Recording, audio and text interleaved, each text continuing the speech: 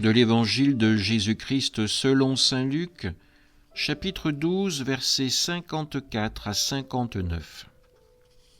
En ce temps-là, Jésus disait aux foules : « Quand vous voyez un nuage monter au couchant, vous dites aussitôt qu'il va pleuvoir, et c'est ce qui arrive. Et quand vous voyez souffler le vent du sud, vous dites qu'il fera une chaleur torride, et cela arrive.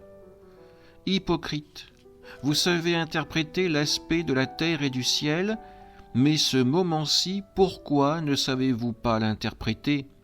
Et pourquoi aussi ne jugez-vous pas par vous-même ce qui est juste ?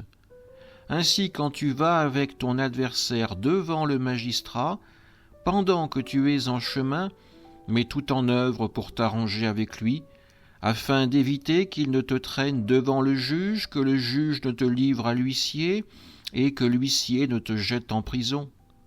Je te le dis, tu n'en sortiras pas avant d'avoir payé jusqu'au dernier centime. Acclamons la parole de Dieu. Dans cet évangile, Jésus dénonce l'aveuglement volontaire des hommes. Quand vous voyez monter un nuage, vous dites aussitôt qu'il va pleuvoir. Quand vous voyez souffler le vent du sud, vous dites qu'il fera une chaleur torride. Vous savez interpréter l'aspect de la terre et du ciel, mais ce moment-ci, ce moment que vous partagez avec moi, pourquoi ne savez-vous pas l'interpréter ? Voilà la question que pose Jésus à ceux qui l'écoutent.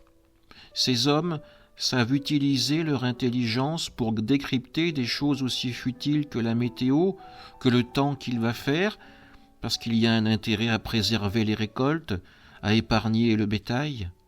Mais quand il s'agit de décrypter les événements actuels pour le salut de leur âme, ils préfèrent fermer les yeux et oublier leur intelligence.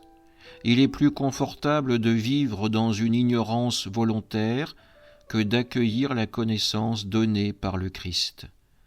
Cela nécessite moins d'efforts de rester dans l'ignorance que de suivre Jésus, que d'accepter la conversion. Alors ne simulons pas l'aveuglement ou la surdité face au Christ, mais acceptons d'accueillir sa parole, qu'elle mette en lumière notre péché, mais nous guide surtout et avant tout vers la rédemption, vers le salut éternel. Amen.